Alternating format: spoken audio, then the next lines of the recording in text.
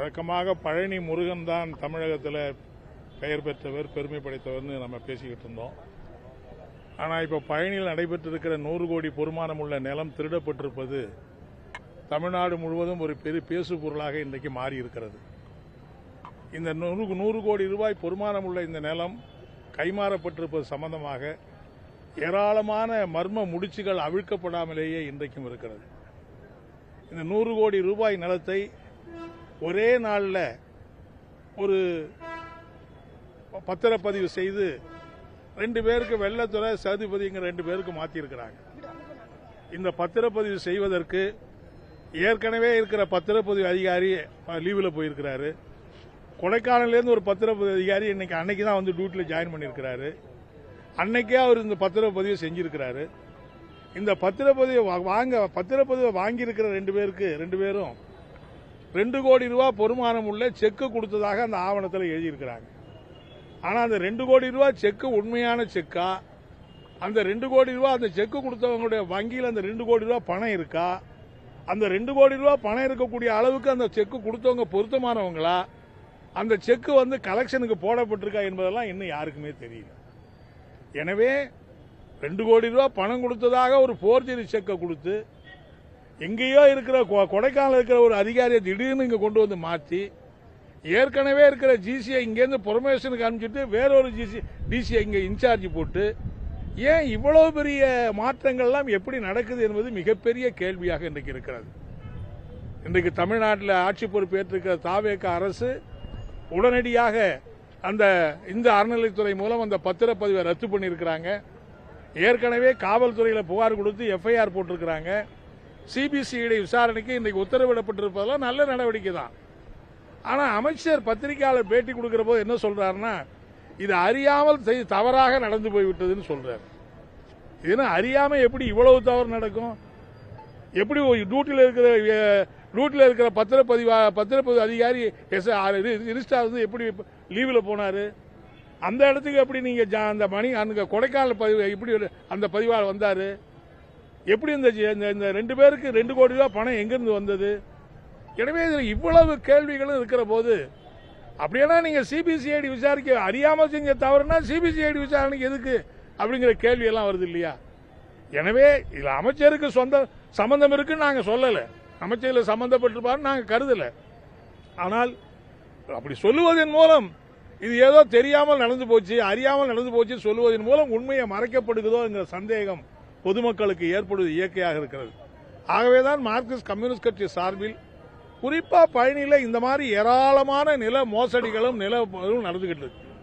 ஏற்கனவே பெரியமாப்பட்டியில ஒரு 20 ஆண்டு காலமா நாங்க போராடி ஒரு 900 ஏக்கர் நிலத்தை உபரி நிலம் என்று போராடி அறிவிக்க வச்சோம்.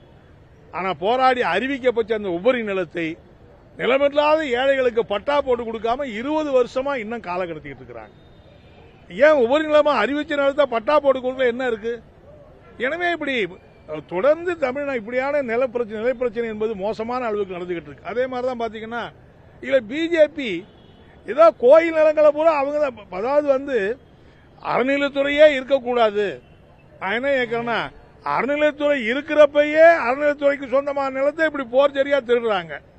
அறநிலையத்துறையே இல்லாம ஆயிட்டா இந்த நிலங்களுக்கெல்லாம் என்ன பாதுகாப்பு இருக்கும்? இந்த கோயில்களுக்கெல்லாம் என்ன சொத்து பாதுகாப்பு இருக்கும்?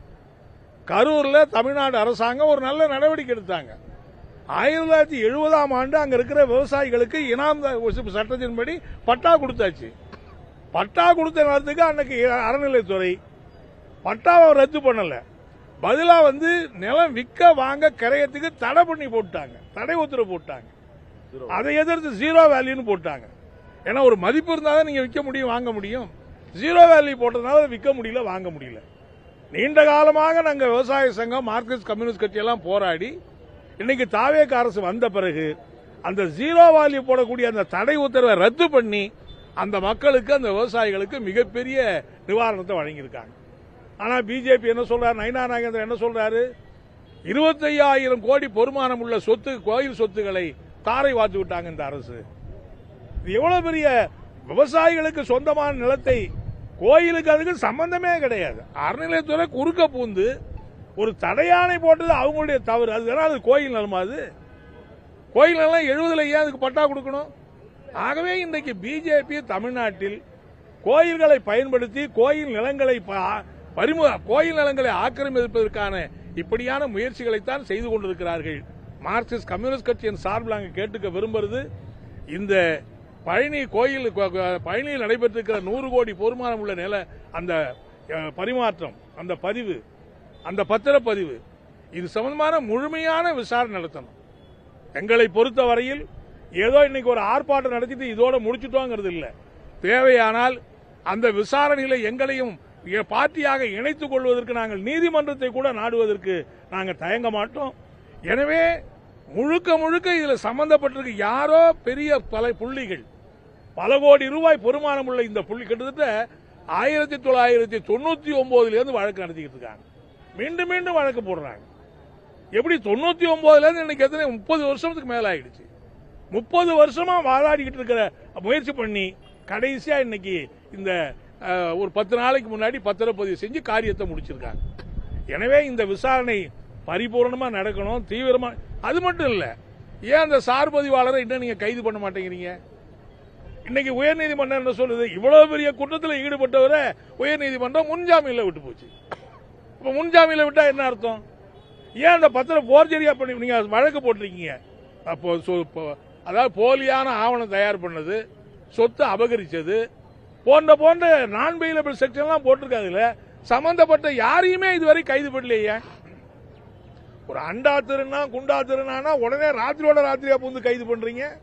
100 கோடி ரூபாய் பொறுமானம் உள்ள நிலத்தை திருடிக்கிட்டு இருக்கிறான். இன்னைய வரைக்கும் ஒருத்தரையும் கைது பண்ணல. எனவே இதெல்லாம் ஒரு பொதுமக்களுக்கு நியாயமான விசாரணை முழுமையா நடக்குமா? உண்மையிலேயே அந்த நிலம் மீட்டு முருகப்பெருமானுக்கு பாதுகாக்கப்படுமா என்கிற கேள்வி எழுகிறது. எனவே தாவேகா தமிழக அரசு இல்ல கொஞ்சம் கூட ஊசலாட்டம் இல்லாமல் முறையான நடவடிக்கை எடுத்து சம்பந்தப்பட்டவர்களை கைது செய்து, இது என்ன வரணும்னா இதுக்கு மேல தமிழ்நாட்டில் எங்கேயுமே இந்த மாதிரி நில மோசடிகளோ மோசடி பத்திரப்பதிவுகளோ நடப்பக்கூடாது என்பதற்கு ஒரு பாடமாக அமைகிற முறையில் நடவடிக்கை எடுக்க வேண்டும் என்று நான் கேட்டுக்க வரேன்.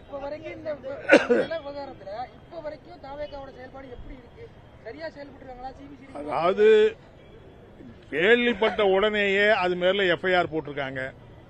அதுக்கு மேல அந்த பத்திரப்பதிவை ரத்து பண்றதுக்கு ஹைகோர்ட்ல வழக்கு போட்டிருக்காங்க. இன்னைக்கு அது ரத்து ஆகியிருக்குது.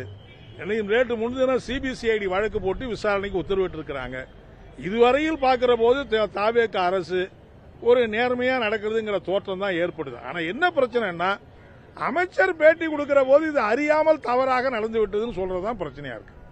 எனவே அது தவறி கூட வந்திருக்கலாம். அந்த வார்த்தை பேட்டி கொடுக்கிற போது எல்லாமே சரியா இருக்கும், தவறி கூட வந்திருக்கலாம். ஆனா அது போல சந்தேகங்களை எழுப்புது. எனவே அதுக்கெல்லாம் இடம் கொடுக்காமல் முழுமையான விசாரணை நடத்தணும். உண்மையான குற்றவாளிகள் உரிய தண்டனை பெறுகிற அளவுக்கு நடவடிக்கை எடுக்கணுங்கிறது தான் எங்களுடைய வற்புறுத்தல்.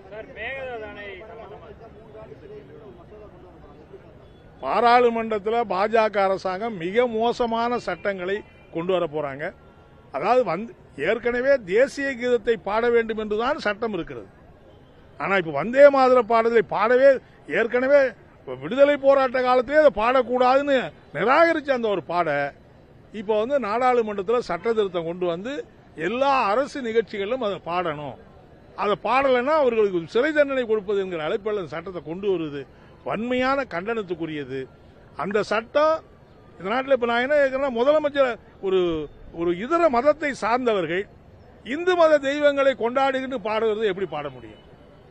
இதர மதத்தை சார்ந்தவர்களை இந்து மதத்தை இந்து மதத்தை சார்ந்தவங்க கொண்டாடுங்கன்னு சட்டம் போட முடியுமா?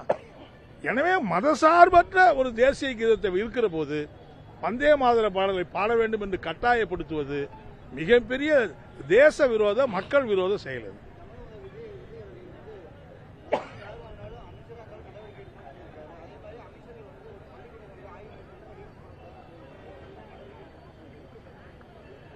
இல்ல, முதலமைச்சர் அறிவிச்சிருக்கிற அறிவிப்புகள் நாங்க லஞ்ச ஊழலை ஒழிப்பதற்கான நடவடிக்கை எடுப்போம். அமைச்சரவை கூட்டத்தில் கூட அப்படிதான் சொன்னதாக செய்திகள் வந்திருக்குது.